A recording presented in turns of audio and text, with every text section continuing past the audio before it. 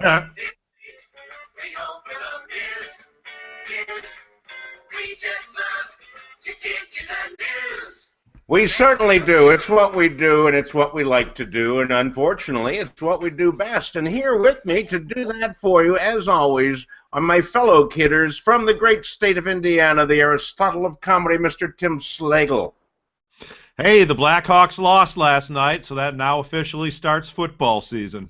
That was a sad game to watch, boy. But hey, you know, winning back-to-back is always really tough. And with us from Chicago, Terry O'Brien, the hostess of the Terry O'Brien Show. Yes, hello, and someone who has never had any desire to go into the men's room. Me either. It's disgusting in there. I go in those family ones, you know, and pretend like I'm talking to a baby. Well, we got some weird stories that we're going to let the viewers at home pick out the theme here, but we're going to start this one in Iceland. I have personally never been to Iceland, and I know now what to do and not to do. Apparently, there's a public swimming pool in Iceland that had to put up a sign for the men in the locker room to stop using the hair dryers. And this is a quote, "This is not a scrotum dryer." Apparently, after a shower, that's how they blow themselves off, no pun intended, and they don't want them to do that anymore. I've never done that. Hey, you know what? I think we have to figure out a way of putting graphics up, because the no scrotum drawing sign that was in the article is just, our viewers are, you got to look it up, because it's an awesome sign. Yes, I will actually, when I post this video at terryobrien.com, I will put the graphic in there. So people All right. And you know what I've realized is that locker rooms are not like Three Stooges festivals. Because you want your locker rooms minus the curlies.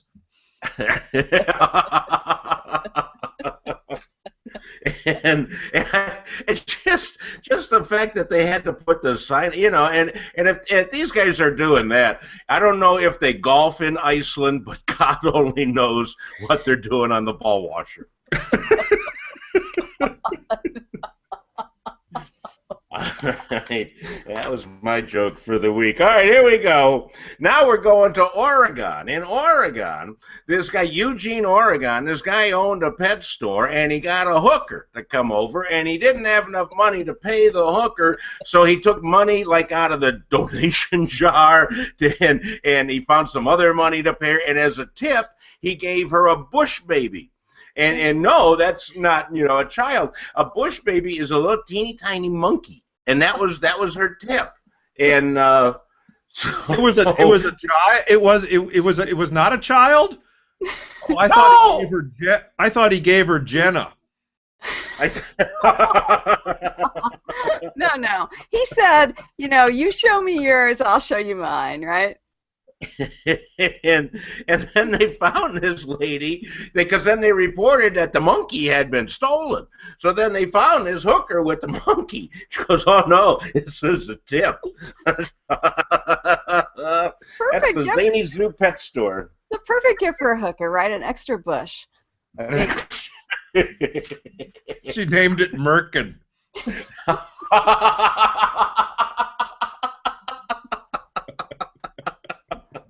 So, and if you folks have any bush jokes yourself, please send them in to us, and we'll do them next week.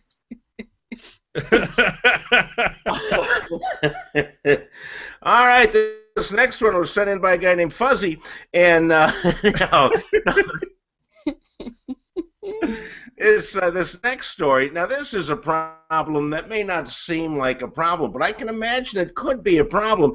This is a woman over in England, I believe. Is it England? Yeah. Yes, Escott, Berkshire, England, and she has an addiction. She has an addiction to sex that has her requiring it 10 times a day.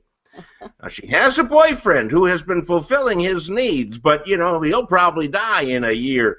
And but she has to have sex on 10 times a day. That's a lot. Yeah, where do you find the extra 20 minutes?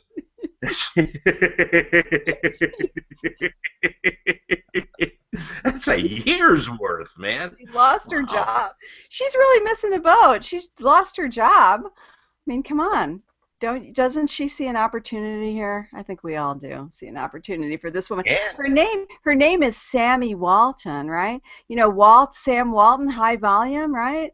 It's fits. And you never know when you may just go home with a free bush baby.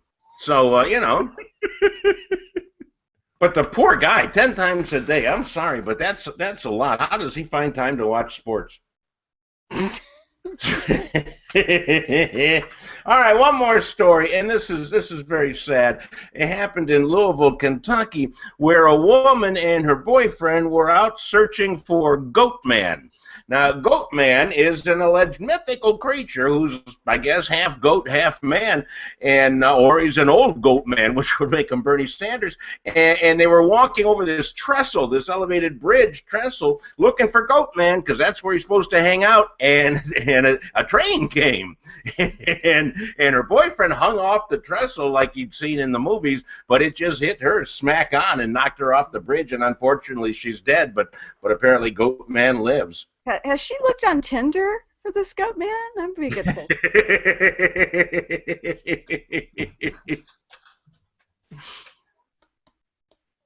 I got nothing.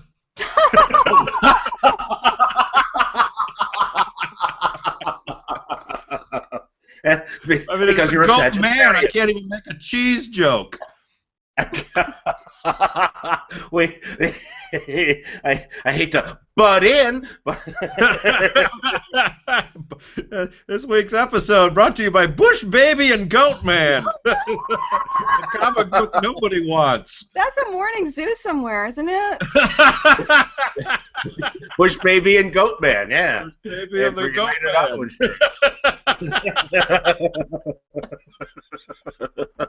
If it's not, it should be. Well, that's all the real news we have, if you call that real news. The primaries are here today. If you live in Pennsylvania or anywhere on that Amtrak corridor, make sure you go out and vote.